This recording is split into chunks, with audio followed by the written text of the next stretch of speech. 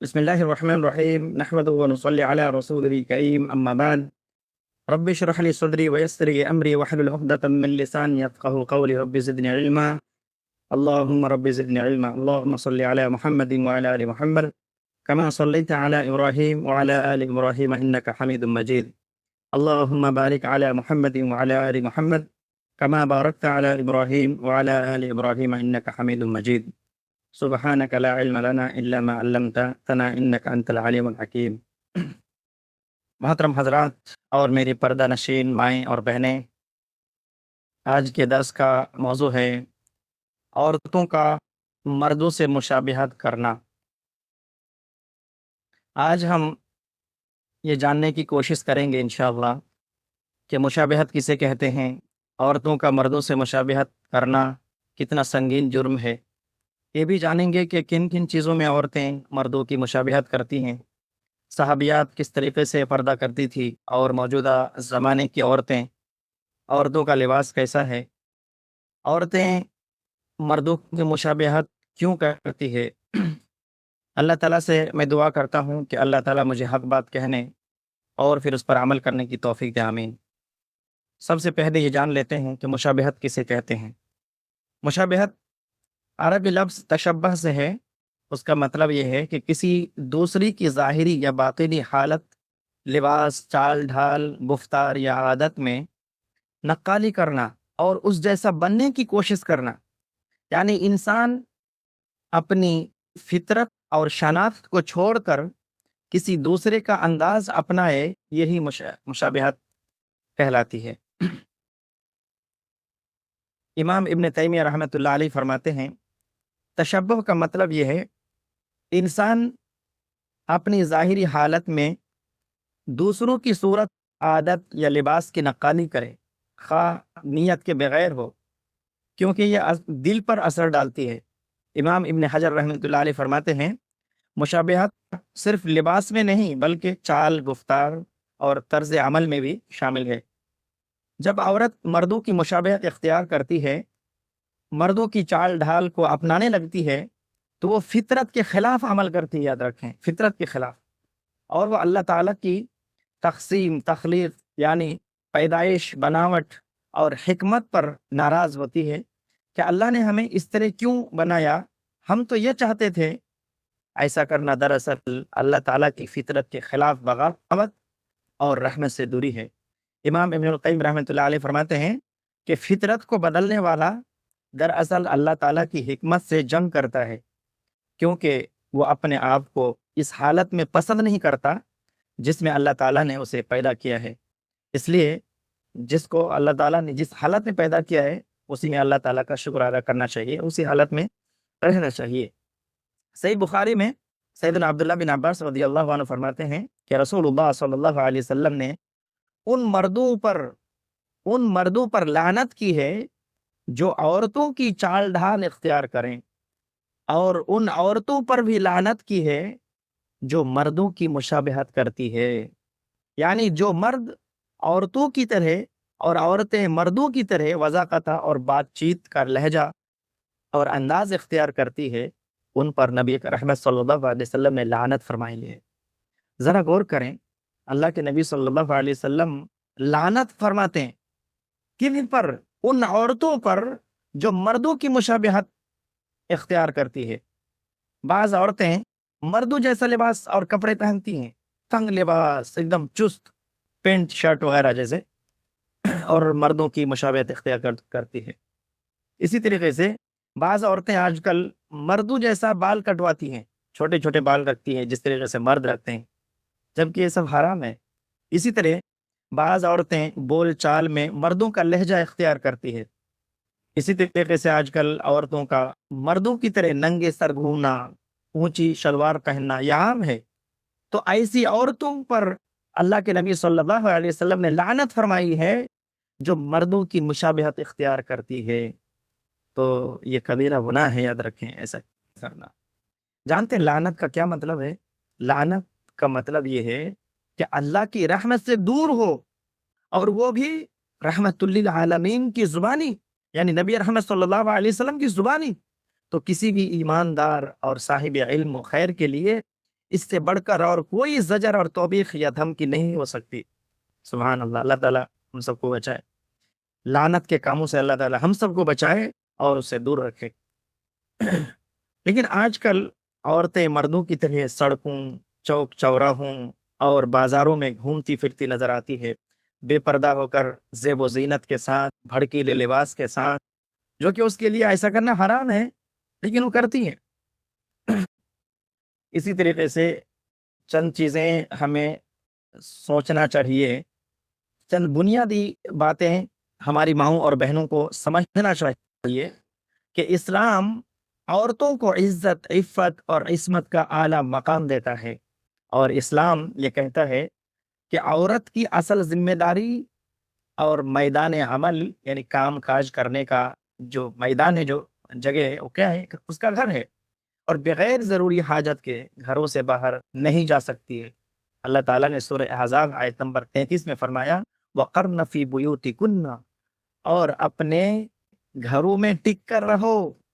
اس آیت سے معلوم ہوا کہ عورت کا جو دائرہ عمل ہے، یعنی کام کاج جو کرے گی عورت، وہ گھر کی چار دیواری کے اندر ہے۔ یہی وجہ ہے کہ عورتوں کو مسجد میں باجماعت نماز اور اسی طریقے سے جمعہ اور جہاد جیسی عظیم عبادات سے الگ کر دیا گیا ہے، اور بغیر ضرورت کے اور وہ بغیر محرم کے سفر بھی نہیں کر سکتی عورت۔ کیوں؟ کیونکہ نبی رحمت صلی اللہ علیہ وسلم فرماتے ہیں المرأة عورہ فإذا خرجت استشرفها الشیطان، خاتون ستر ہے، یعنی چھپانے کی چیز ہے، اس لیے جب وہ گھر سے نکلتی ہے تو شیطان اس کی طاعت میں رہتا ہے، اور وہ اپنے رب کی رحمت کے سب سے زیادہ قریب اس وقت ہوتی ہے جب وہ اپنے گھر کے اندر ہوتی ہے۔ تو کیا ہماری مائیں اور بہنیں یہ نہیں چاہتی کہ وہ اپنے رب کی رحمت کے سب سے زیادہ قریب ہو؟ اگر چاہتی ہے، اسے چاہیے کہ گھر میں رہے اور بلا کسی ضرورت کے گھر سے باہر نہ جائے۔ دیکھیے ام حمید رضی اللہ عنہ ایک صحابیہ ہیں، وہ جب رسول اللہ صلی اللہ علیہ وسلم کے ساتھ مسجد نبوی میں نماز پڑھنے کی رغبت ظاہر کی کہ اللہ کے نبی، ہم آپ کے ساتھ نماز پڑھنا چاہتی ہیں، آپ کے پیچھے نماز ادا کرنا چاہتی ہیں۔ تو نبی رحمت صلی اللہ علیہ وسلم نے فرمایا مجھے معلوم ہے کہ تم میرے ساتھ نماز پڑھنا پسند کرتی ہو، لیکن گھر میں نماز پڑھنا تمہارے لیے بہتر ہے۔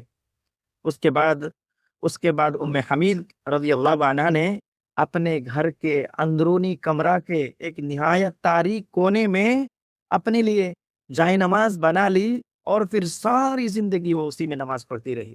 ذرا غور کریں میری بہنوں، اس حدیث میں ذرا غور کریں کہ اس نیک عورت نے نبی رحمت صلی اللہ علیہ وسلم کے پیچھے نماز پڑھنے کی رغبت ظاہر کی۔ ان کا ارادہ نیکی میں سبقت کرنے کا تھا، جنت حاصل کرنے کا تھا، رب کو راضی کرنے کا مقصد تھا، رب کو راضی کرنا چاہتی تھی۔ لیکن جب انہیں پتا چلا کہ تمہارا رب اس وقت راضی ہوگا جب تم اپنے گھر کو لازم پکڑو گی، تم اللہ کی نزدیکی اس وقت حاصل کرو گی جب اپنے گھروں سے بلا ضرورت نہیں نکلو گی، چونکہ وہ اپنی خواہشات کی پیروی کرنے والی نہیں تھی، اس لیے آپ صلی اللہ علیہ وسلم کے حکم پر کسی طرح کا کوئی اعتراض نہیں کیا، اور پوری زندگی گھر کے اندرونی کمرہ کے نہایت تاریک کونے میں نماز پڑھتی رہی۔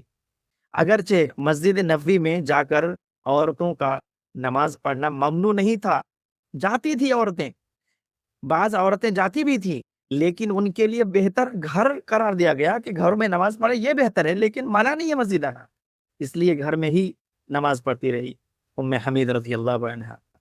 لیکن آج کل ہماری عورتوں کا کیا حال ہے، ذرا غور کریں۔ صرف جواز کا فتویٰ مل جائے کہ یہ کام کر سکتی ہے، اگرچہ بہتر اور افضل نہ کرنا ہی ہے، لیکن وہ بہتر اور افضل پر نہیں لے گی، جواز پر ہی عمل کرے گی۔ کیوں؟ کیونکہ ہم خواہشات کی پیروی کرنے والے ہیں۔ آج ہمارا مقصد لوگوں کو راضی کرنا رہ گیا ہے۔ اللہ تعالیٰ کس کام سے راضی ہوتا ہے، کس کام سے ناراض ہوتا ہے، اس کے ہمیں کوئی پرواہ نہیں ہے۔ اللہ تعالیٰ نے عورتوں کو غیر محرم کے ساتھ نرمی سے بات کرنے سے منع کیا۔ اسی طریقے سے اللہ تعالیٰ نے جہاں مردوں کو حکم دیا کہ وہ اپنی نگاہیں نیچی رکھیں کسی غیر عورت کے سامنے، غیر محرم عورت کے سامنے، وہیں پر عورتوں کو بھی حکم دیا کہ وہ بھی اپنی نگاہیں نیچی رکھیں اور اپنی شرمگاہوں کی حفاظت کریں۔ اسی طرح جو عورتیں رسول اکرم صلی اللہ علیہ وسلم کے پیچھے نماز ادا کرنے کے بعد گھر واپس لوٹنے لگتی تو آپ صلی اللہ علیہ وسلم انہیں حکم دیا کرتے کہ تم پیچھے ہٹ جاؤ، تمہارے لیے جائز نہیں کہ تم راستے کے عین درمیان سے چلو، تمہارے لیے لازم ہے کہ تم راستے کے کنارے سے چلو۔ اس حدیث پر غور کریں کہ کس طرح سے عمل کرتی تھی وہ عورتیں، کس طریقے سے صحابیات اس حدیث پر کس طریقے سے عمل کرتی تھی کہ جب اللہ کے نبی صلی اللہ علیہ وسلم نے ان عورتوں کو جو نماز پڑھنے کے بعد گھروں کو واپس لوٹنے لگتی، جب آپ صلی اللہ علیہ وسلم نے حکم دیا کہ تم راستے کے کنارے سے چلو، تو وہ خواتین دیوار کے ساتھ چمٹ کر چلتی تھی، راستے کے کنارے سے دیواروں کے ساتھ چمٹ کر چلتی تھی، حتیٰ کہ ان کی وہ چادریں جن سے انہوں نے پردہ کیا ہوا تھا بسا اوقات دیواروں سے اٹک جاتی تھی۔ سبحان اللہ، کیسی پاک باز اور باپردہ خواتین تھی، سبحان اللہ، ایسی اطاعت کرنے والی خواتین تھی۔ کاش کہ آج ہماری مائیں اور بہنیں بھی اسی طریقے سے قرآن اور حدیث پر عمل کرنے لگے جس طریقے سے صحابہ کرام اور صحابیات عمل کرتی تھی۔ آج کل عورتیں کس طرح سے راستے میں چلتی ہے، بالکل مردوں کی طرح، اور بسا اوقات مردوں کو ہی شرم آ جاتی ہے اور پیچھے ہٹ جاتے ہیں عورتوں کو دیکھ کر، لیکن بعض عورتوں کو شرم بھی نہیں آتی۔ تو اللہ تعالی ہم سب کو صحیح سمجھ کی توفیق دے۔ آج کل بے پردگی عام ہوتی جا رہی ہے، لڑکیاں بناؤ سنگھار کر کے بے پردہ ہو کر بھڑکیلے لباس پہن کر گھروں سے باہر نکلتی ہے، جو کہ سراسر حرام ہے۔ زمانہ جاہلیت میں عورتیں جس طریقے سے گھروں سے نکلتی تھی، آج ویسے ہی عورتیں گھروں سے نکلتی ہے۔ اللہ تعالیٰ محفوظ رکھے ہماری ماؤں اور بہنوں کو۔ اسی طریقے سے آج کل یہ چیز عام ہوتی جا رہی ہے کہ غیر محرم عورتیں مردوں سے مصافحہ کرتی ہیں۔ یہ اپنی آنکھوں سے میں دیکھا حال بیان کر رہا ہوں کہ غیر محرم عورتیں مردوں سے مصافحہ کرتی ہے، جبکہ ایسا کرنا شرعاً حرام ہے۔ السلسلۃ الصحیحہ للالبانی رحمۃ اللہ علیہ میں یہ حدیث موجود ہے۔ نبی رحمت صلی اللہ علیہ وسلم فرماتے ہیں کہ تم میں سے کسی ایک کے سر میں لوہے کے دھاگے کے ساتھ مارا جائے تو یہ اس کے لیے اس سے بہتر ہے کہ وہ اس عورت کو ہاتھ لگائے جو اس کے لیے حلال نہیں ہے۔ اس لیے جب پیارے نبی صلی اللہ علیہ وسلم نے عورتوں سے بیعت لی تو وہ زبانی بیعت تھی، اس میں آپ صلی اللہ علیہ وسلم نے کسی عورت سے مصافحہ نہیں کیا تھا۔ صحیح مسلم۔ آج کل کسی مرد یا عورت کو کہا جائے کہ کسی غیر محرم سے مصافحہ نہیں کرنا چاہیے تو وہ کہتے ہیں کہ تم لوگوں کے ذہن میں ہمیشہ گندگی رہتی ہے، تم لوگ ہمیشہ برائی ہی سوچتے ہو۔ ارے ہمارے ذہن میں کوئی ایسی بات غلط سوچ نہیں ہے، ہم مصافحہ کرتے ہیں، ہمارے ذہن میں ایسی غلط سوچ نہیں ہے۔ ان لوگوں سے ایک سادہ سوال یہ ہے کہ کیا تم لوگ نبی رحمت صلی اللہ علیہ وسلم سے بھی زیادہ پاک اور صاف دل کے ہو؟ آپ صلی اللہ علیہ وسلم نے تو کسی بھی غیر محرم کو ہاتھ تک نہیں لگایا، بیعت بھی لی تو صرف زبانی بیعت تھی۔ لیکن آج کل مردوں کا جو حال ہے اور عورتوں کا حال ہے، اللہ ہم سب کو محفوظ رکھے، کہ مصافحہ کرتی ہیں خوشی خوشی اور روکا جاتا ہے تو جو روکنے والا ہے اسی کو ٹوکتے ہیں، اسی پر سب بھڑک جاتے ہیں۔ اسی طرح بعض عورتیں مردوں کی طرح خوشبو لگا کر گھروں سے باہر نکلتی ہیں۔ یہ بھی بڑا المیہ ہے ہمارے اندر کہ بعض عورتیں خوشبو لگا کر گھروں سے باہر نکلتی ہیں۔ ایسی عورتوں کو بدکار کہا گیا ہے جو خوشبو لگا کر باہر جاتی ہے، کسی مردوں کے پاس سے گزرتی ہے اور وہ مرد خوشبو محسوس کرتے ہیں، تو ایسی عورتوں کو بدکار کہا گیا ہے، اس لیے ایسی حرکت نہ کریں۔ اسی طرح کچھ عورتیں مردوں کی طرح چھوٹے کپڑے پہنتی ہیں یا ایسا لباس پہنتی ہے جس سے اس کے نشیب و فراز، اونچ نیچ سب نظر آتا ہے، تو ایسی عورتوں کو سخت وعید سنائی گئی ہے۔ صحیح مسلم میں اللہ کے نبی صلی اللہ علیہ وسلم نے فرمایا وہ خواتین جو ایسا لباس پہنیں گی جو برہنہ معلوم ہوگی، لوگوں کے دلوں کو اپنی طرف لبھانے والی اور تکبر سے مٹک مٹک کر چلنے والی ہوگی، ان کے سر اونٹوں کے کوہانوں کی طرح ایک طرف جھکے ہوں گے، ایسی عورتیں جنت میں داخل نہیں ہوں گی اور نہ اس کی خوشبو پائے گی، حالانکہ اس کی خوشبو بہت دور سے محسوس کی جائے گی۔ لہذا عورتوں کا اصل جو رہنے کی جگہ ہے وہ گھر ہے، اس کے لیے ضروری اور لازم ہے کہ وہ گھر میں رہے اور بلا کسی ضرورت کے گھر سے باہر نہ جائیں، لیکن اگر گھر سے باہر جانے کی ضرورت پڑ جائے تو مکمل پردے کے ساتھ گھر سے باہر جائیں۔ اسی طریقے سے موجودہ زمانے کا ایک حساس موضوع یہ ہے کہ کیا عورت نوکری کر سکتی ہے؟ نہیں، بعض عورتیں باہر جا کے مردوں کی طرح نوکری کرتی ہے بلا ضرورت، کیونکہ بلا ضرورت ایسا کرتی ہے، کیوں ایسا کرتی ہے؟ تاکہ اپنے سوسائٹی کے لوگوں کو لگے کہ ہم بھی ماڈرن ہیں، اور اس وجہ سے اور یہ بھی وجہ ہے کہ آج کل کچھ لڑکے نوکری کرنے والی لڑکیاں تلاش کرتے ہیں، اس لیے وہ نوکری کرتی، لڑکے نوکری کرتی ہے، یا اس طریقے سے دوسری وجوہات بھی ہو سکتی ہیں۔ بعض عورتوں کو واقعی اشد ضرورت ہے کہ وہ اپنی روزی روٹی کے لیے کچھ نہ کچھ کرے، کیونکہ وہ غریب ہیں، مفلس ہیں، یا شوہر کمانے کے لائق نہیں ہے، یا شوہر کا انتقال ہو چکا ہے، تو کچھ عورتوں کو تو اشد ضرورت ہے کہ وہ نوکری کرے تاکہ وہ اپنی اور اپنے بچوں کی کفالت کر سکے۔ تو اس سلسلے میں یہ بات یاد رکھیں کہ چاہے جو بھی عورت نوکری کرتی ہے یا کرنا چاہتی ہے، اس کے لیے کچھ شروط ہے، کچھ پابندیاں ہیں، اگر وہ اس کا مکمل طور پر خیال رکھیں تو کوئی حرج نہیں، نوکری کر سکتی ہے۔ لیکن جو شروط ہے ذرا غور سے سنیں۔ پہلی شرط یہ ہے کہ وہ کوئی حلال کام کرے، حرام کام نہیں، وہ کام حلال ہونا ضروری ہے۔ جو کام کرنا چاہتی ہے، جو نوکری کرنا چاہتی ہے، وہ نوکری کیا ہو، حلال ہو، حرام نہ ہو۔ دوسری شرط یہ ہے کہ مردوں سے اختلاط نہ ہو، مردوں سے میل جول نہ ہو، بالکل الگ الگ ہو، مردوں کا ڈپارٹمنٹ الگ، عورتوں کا الگ، کیونکہ عورتوں کا غیر محرم مردوں کے ساتھ بے پردگی میں بیٹھنا، بات چیت کرنا یا غیر ضروری تعلق رکھنا حرام ہے۔ تیسری شرط یہ ہے کہ مکمل پردے اور حیا کے ساتھ ہو، بھڑکیلا لباس نہ پہنے، خوشبو یا میک اپ نہ لگائے۔ چوتھی شرط یہ ہے کہ شوہر کی اجازت ہو، شوہر کی اجازت کے بغیر عورت نوکری نہیں کر سکتی۔ پانچویں شرط یہ ہے کہ گھر میں شوہر اور بچوں کے حقوق متاثر نہ ہو۔ اگر نوکری کی وجہ سے شوہر یا بچے یا گھر کے فرائض متاثر ہوں تو اس حالت میں نوکری کرنا جائز نہیں ہے، کیونکہ نبی رحمت صلی اللہ علیہ وسلم نے فرمایا کہ عورت اپنے شوہر کے گھر اور مال میں نگراں ہے، اور قیامت کے دن اس سے اس کے بارے میں سوال کیا جائے گا۔ صحیح بخاری میں یہ حدیث موجود ہے۔ چھٹا شرط یہ ہے کہ فتنہ یا شہوت کا اندیشہ نہ ہو۔